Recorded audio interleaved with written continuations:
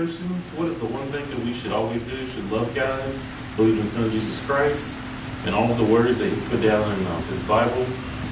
But the thing that we don't do as Christians, that we tend to seem to take for granted, we don't like to just open the book and study it, so that whenever the wrong kind of person comes along, we don't know what's going on. So what's the thing we need to do? We must study to be approved and work to rightly divide the word of truth. If you don't believe that something is actually in the Bible, because people love to believe anything that's intelligent nowadays, it had to be an Eastern philosophy, it had to be said by a wise man from a person making billions, or it had to be said in some person hiding in the mountain that fasted for 50,000 days and eats nothing but lettuce, onions, and rice. Well, if you don't believe me, go to 2 Timothy chapter 2, verse 15. For people that think you're just making this God thing up. Because a lot of people just don't believe anything intelligent was actually done by the Bible. The reason why it is because a lot of Christians don't ever try to push the different wise sayings that are in the Bible. They love to say things like, cleanliness is next to God. So you're like, okay, I want you to find that somewhere in the Bible. Right now, I'll wait for you. In fact, I'll go to McDonald's real quick, go get a sandwich, go get a soda, come back, and see if you can figure it out. And if you can, I'll give you a cookie. I'm going to say right now, you're not going to find it. That's the reason why that is because as Christians, we don't do a very good job of making sure people know things are of the Bible and of God. We just like to just latch on to whatever anybody else says. And we just try to, whatever the world's going with, we like, hey, that sounds good, let's just throw that in here. Because, I'm pretty sure it's somewhere in the Bible. Because why? We don't read. We don't study. We don't rightly divide the word of truth. Okay, it says of 2 Timothy chapter 2, verse 15. Do your best to present yourself to God as one approved, a worker who does not need to be ashamed, and who correctly handles the word of truth. That's the same way as it's said in the various different variations. That was a New International Version, but basically it's the same as what we said. If you do your job, and you're not ashamed of what God told you to do, and you're not ashamed of the word, what happens? You basically can do what God told you to do.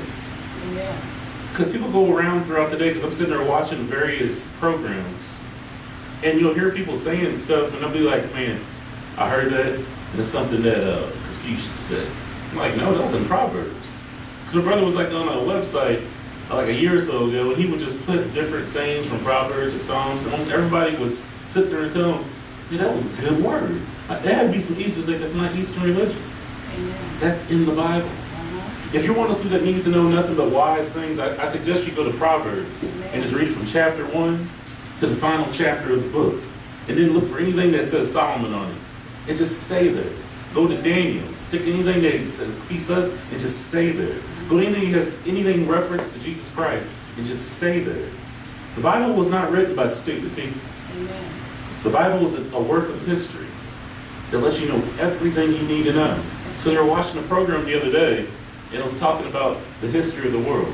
They said, but people are like, well, the Bible's basically written by fairy tales and magic, and it's not really meant to be taken literally. They're like, the Bible's the only book they can find in existence that actually is a lineage from the beginning to the end, and it's supposed to be read that way. So if they started that way in Genesis, and they end that way in Revelations, that means everything you've read from the beginning to the end of the Bible is something he wants you to take at its word. Amen. He's not asking you to interpret it your way. He's like, I wrote it this way. It's up to you to accept it or let it go. And you do that by why? By reading, studying, and dividing what's wrong and what's right. Because a lot of people, what they love to do is to grab a word out of context so they can keep a people down, to keep a gender group down, to keep a class down. God's like, that's not the way I've done that. Because like we were talking about different programs, like if you read anywhere in the Bible, where does God ever say anything about someone's skin color where he's trying to put them down? The only time he does that is to let you know who that person was. These people were this. Oh, and they just happen to be dark skinned. These people were this, and they just happen to be light skinned. These people were this, and they just happen to be poor. He never says anywhere, I hate black people. I hate Asian people. I hate Latino people. I hate people in the Middle East. He's like, they all right here. I made it. And if I made it, I made it perfect. And if you divide the word of truth, you won't let anybody tear you asunder, believing they hate something that's good. And in this climate and all climates before and after, Nothing you see is new under the sun. The only difference is we have the internet, we have TV, so you can actually see stuff happen in real time. Because we were talking, one person told me, Jason, these end days, they're just getting worse than they were before. I was like, that's true, but it sounds more like you're paying attention to it more. You're actually not putting your head into the sand. You can actually see it front and center. You can't just hide like in the past. You had 3 channels. If you don't want to hear something, you turn off the TV, walk away. Now you don't want to hear something, it's going to pop up on your phone. It's going to pop up on your computer. It's going to pop up. Someone else said, did you hear what happened the other day? And it won't be one of those things where it happened a week ago. No, they'll happen in real time. When a bombing happens, you get an alert. Bomb just blew up in Paris. You're like, whoa, let that sink in. In the past, in the recent past, because I don't know what happened in the ancient past, but in the recent past, when something like it happened, you had to wait till someone reported it. You had to wait till they sent the camera crews there. You had to wait till it got sent to you. Then you read it in the paper tomorrow. And if they didn't like it, they pull it out. Well, someone's always telling you these things. God's like, nothing's new there. He's like, I will always protect you. Why? Because I said so. He said, if I can bring people out of Egypt in an empire that had them enslaved and give them their own land, what can I do for you? Praise the Lord. All you have to do if you have any problems is just open up a book. Open up the Bible. And the person's like, well, I don't have time to read the Bible. Well, I've got 2 parents that used to hate technology. Hated from the fiber of their being. They got new technology and this is good. Tap it on the this is really good. And they tap it again, this is very good. Now they're at the point, they get different things better than I can get it. And why is that? Because they did something that people are supposed to do.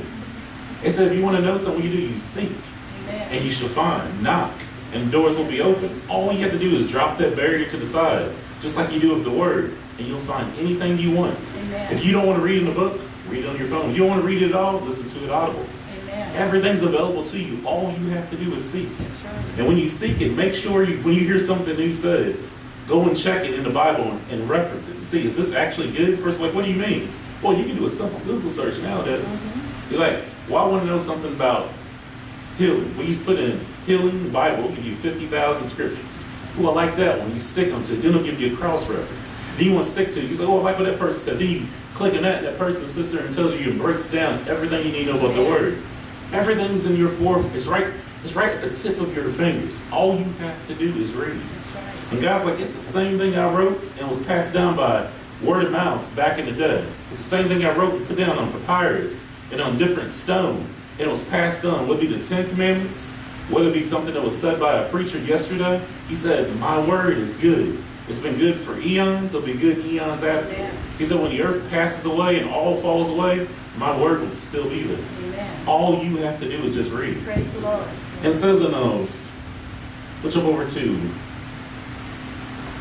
Titus chapter 2, verse 14.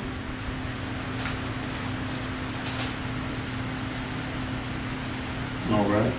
It says he gave himself for us to redeem us from lawlessness, all lawlessness, and to purify for himself a people for his own possession, zealous for good deeds. God's like, I gave myself to you so you be part of my Father's creation. He says, since you are his possession, now you can have everything I said you can have. Yes, people love to talk about what Adam and Eve did in the garden. But what did he tell you? He said, you're free from the curse of the law. Everything they did falls to the wayside. How do I know this? Because I read it. I looked for it. I did a Google search and I found it. Because people are like, well, Jason, I believe in curses. Well, that's good. You're free from every curse.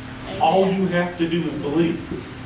Like when someone sits there and says, some witch doctor, I don't care if a witch doctor put a curse on you. Here's what you don't see. When that witch doctor's trying to do a curse, there's an angel sitting over there with a sword over the demon like, go ahead and try it. It's like, go ahead and make my day. Where do you think people get that from? It's something that's in your spirit that knows what actually happened. Because what was the prophet? Was it Elijah or Elisha where they opened his eyes and he saw the entire army? Elisha. Because I always get the two from mixed up because it's too close. Amen. He's like, if you would just believe. He said, I had to open their eyes back in the day so they would believe. He said, I've given you everything for you at your fingertips so you can believe. If you would just open your eyes and realize there's more with you than there is against you.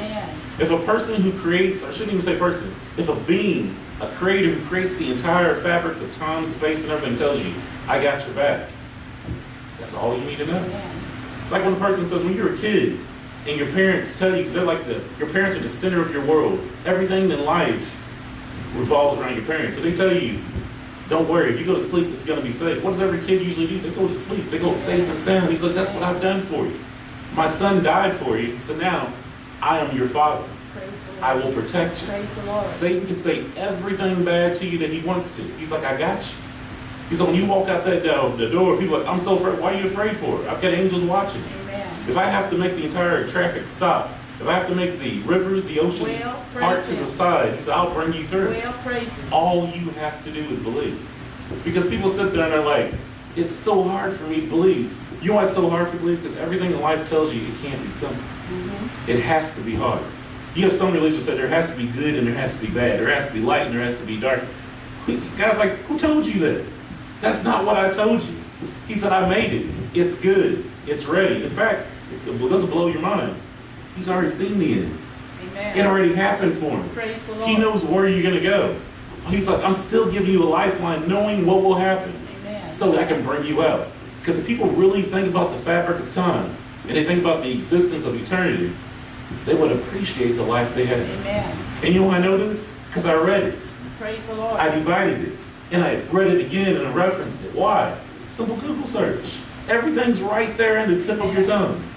Every single city around the world has some kind of church, some God-believing person that believes in his son, Jesus Christ. All you do is find it. Amen. I don't care if you're in India, the U.S., the U.K., Australia. I don't know if you're in Iceland or Antarctica. Someone's believing. Amen. You know how I know this? Because we're not destroyed. Praise the Lord. I was watching a special the other day, and it was talking about Sodom and Gomorrah. They said they think they may have found it. They said, here's the reason why no one could find it before. They said, why is it? Because there's nothing there.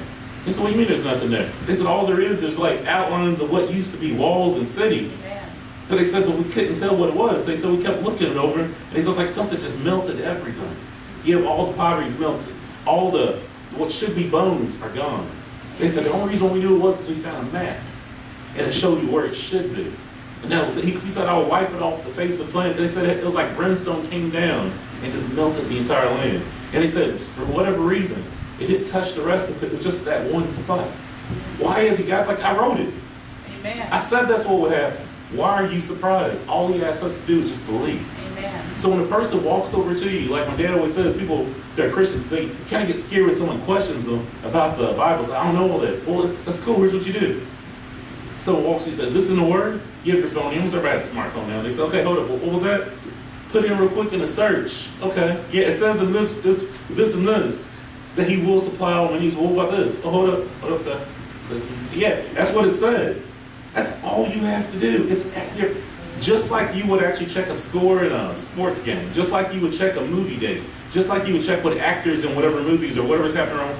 Do the same thing with the Bible. Amen. And you know what the best part is? If you believe in it, it'll be so. And here's the worst part about it. Even if you don't believe in it, it's still going to be so. Amen. Like people's like, well, if I believe all positivity, I will have happiness. That's cool. I'm happy for you. Satan somewhere laughing at you like, but do you believe in Jesus Christ? No, I don't believe it. Cool. So you go and do your positivity. So when you die and close your eyes, you'll be like, here you go. I have a nice little chariot for you. So where's it at? And he just kicks you on down there. And you're stuck there for eternity. Because when you talk to our dad one day, one person's like, it's better to be evil and be evil all the way and hold on to it and never took that. It's like, no, that's stupid. You had a lifetime to turn around. It's right there in front of you. The Bible does not try to deviate. It's the same as it was 6,000 years ago as it will be tomorrow in a minute that just passes me talking. All you have to do is just read it. I hope something I said has helped somebody today. And hope they believe that God's for them, not against them. And somehow you'll just know the word is